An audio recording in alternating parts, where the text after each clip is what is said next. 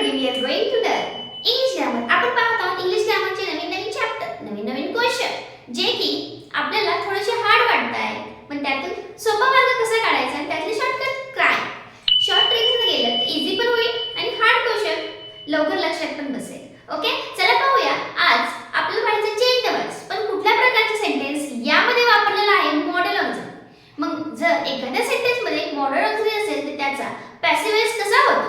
चला पाहूया वेळ नाही घालवता अशा टाइपचे क्वेश्चन ज्याचा की पॅसिव्ह वॉइस कसा चेंज करायचा विथ शॉर्ट ट्रिक्स. जर तुम्ही चॅनलवर नवीन असाल तर प्लीज सबस्क्राइब करून घ्या. ओके, चला पाहूया क्वेश्चन. फर्स्ट, we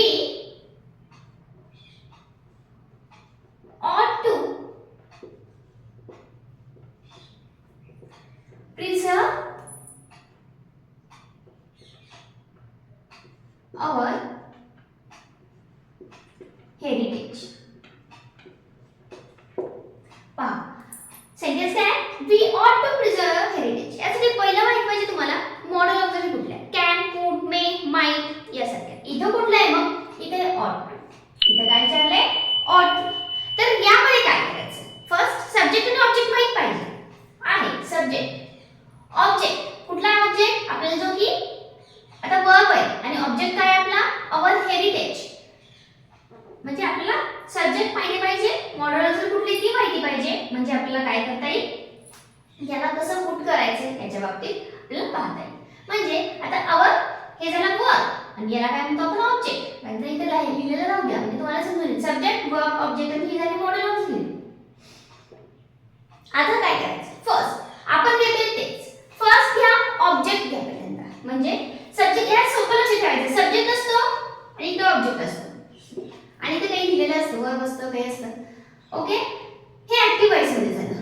तर पॅसिव्ह वॉइस मध्ये काय होतं, ऑब्जेक्ट पहिल्यांदा येतो आणि सब्जेक्ट शेवटला जातो. म्हणजे इथे येतो ऑब्जेक्ट आणि इथे सब्जेक्ट. हे फिक्स ठेवायचं वॉइस मध्ये.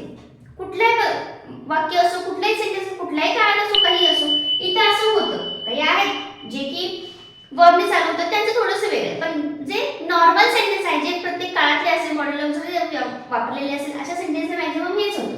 ऑब्जेक्ट जागी सब्जेक्ट जातो आणि सब्जेक्ट जागी ऑब्जेक्ट जातो. म्हणजे इथे पहिल्यांदा काय असते, हे प्रश्न असतो आपल्याला, आन्सरला काय होतं, सब्जेक्ट जागी ऑब्जेक्ट येतो आणि ऑब्जेक्ट जागी सब्जेक्ट जातो. हे लक्षात ठेवायचं.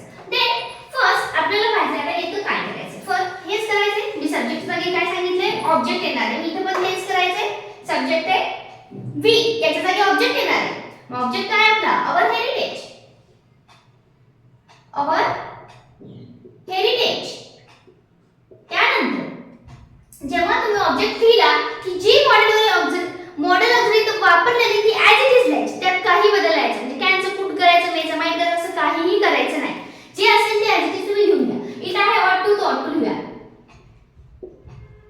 ought to लिहिलं की नंतर काय करायचं, त्याच्यानंतर तुम्हाला लिहायचे बी. त्याच्यानंतर ought to बी. बी लिहिल्यानंतर तुम्हाला जे काही सांगितलेलं आहे काय आपलं वर्ब कशात पाहिजे, मग वर्ब पाहिजे V3 फॉर्म मध्ये. वर्ब प्रिझर्व आहे म्हणजे काय होणार, ईडी प्रत्यय लागल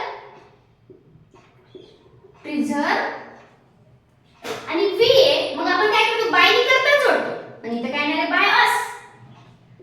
काय होणार इथं, बाय अस. या पद्धतीने म्हणजे एक प्रकारे तुम्ही काय केलं, ऑब्जेक्ट दिला प्लस मॉडेल ऑक्झिलरी दिली प्लस बी प्लस V3 एवढं लिहिलं तर तुमचं करेक्ट सेंटेन्स येतं. आणि किंवा बाय नी करता जोडला, alright our sentence is completed. Okay, नाही तिथे लिहा बाय न करता जोडा. बाय नंतर काय लिहिणार तुम्ही, सब्जेक्ट. ओके, चला नेक्स्ट सेंटेन्स घेऊया. Malini can clean the room. आता याचं कसं करायचं, सेम तेच करायचं. काय ऑब्जेक्ट, आता हे झालं सब्जेक्ट, हे झालं आपलं वर्ब, हे काय झालं ऑब्जेक्ट आणि हे आपलं मॉडेल ऑक्झिलरी. हे पण मॉडेल ऑक्झिलरी वापरलेले आहे. तर काय करायचं, फर्स्ट लिहा ऑब्जेक्ट द रूम. नंतर काय सांगितले, मॉडेल जी आहे ते ऍज इट इज वापरा, नो प्रॉब्लेम. चला दिस इज द रूल, काही चेंज करायचं नाही, ऍज इट इज ठेवायचं. त्यानंतर बी वापरायचं. बी नंतर बी चा थर्ड फॉर्म, इथे V1 आहे आपल्याला वापरायचं, बी चा थर्ड म्हणजे इथं पण ईडी लागणार आहे क्लीन. काय लागणार आहे क्लीन आणि बायने आपला सब्जेक्ट जोडूया by Malini. This is the passive form of this sentence. म्हणजे पॅसिव्ह किंवा ऍक्टिव्ह कसं पाहिजे, हे आलं तर हे यायला पाहिजे, हे आलं तर हे यायला पाहिजे, इतकी तुम्ही प्रॅक्टिस करायला पाहिजे. ओके, चला पाहूया आता नेक्स्ट सेंटेन्स ज्याच्यामध्ये थोडंसं आपण वेगळे. काय वेगळे ह्याच्यामध्ये हेच वापरायचे वाटल्यास मी फॉर्म्युला इथंच ठेवते आणि व्हिडिओ पॉज करा. सेंटेन्स दिलं की तुम्ही स्वतः चेंज करून बघा, तुम्हाला कुठे अडचण येते ते कमेंट मध्ये सांगायचं. चला पाहूया sentence. The army can build this bridge.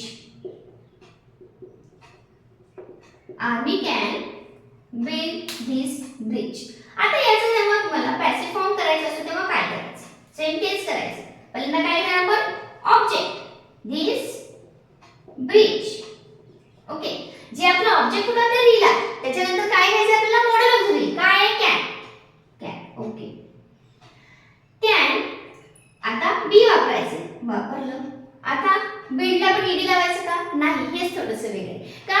याचा V2 फॉर्म किंवा V3 फॉर्म ह्यांच्यासारखा नाहीये, त्याला ईडी प्रत्यय लावून होत नाही. बिल्डचा फॉर्म थोडासा वेगळा आहे, बिल्ड बुल्ड. आता इथे फक्त काय करायचंय बिल्ड करायचं. ओके, म्हणजे याला ईडी लागणार नाही. नाहीतर आपल्याला सगळ्यांना V3 फॉर्मचे ईडी लावून टाकायचं.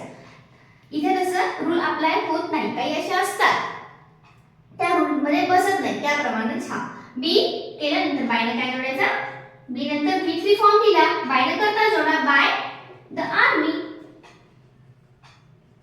अशा पद्धतीने तुम्ही दिलेल्या वाक्यामध्ये जेव्हा मॉडेल ऑक्झिलरी वापरले असतील त्या टाइपचे सेंटेन्स जेव्हा पॅसिव्ह वॉइस मध्ये चेंज करा असं आलं तर तेव्हा या फॉर्म्युलाचा उपयोग करा, कुठलं सेंटेन्स तुमचं चुकणार नाही. ओके, चला तुम्हाला काही तुमच्याकडे क्वेश्चन असतील ज्याचे आन्सर येत नसतील किंवा त्यामध्ये काहीतरी कन्फ्युजन होत असेल तर कमेंट नक्की सांगा. व्हिडिओ कसा वाटला हे सुद्धा कमेंट सांगत चला. लाईक करून घ्या आणि शेअर सबस्क्राइब करून मात्र विसरू नका. Okay, thank you.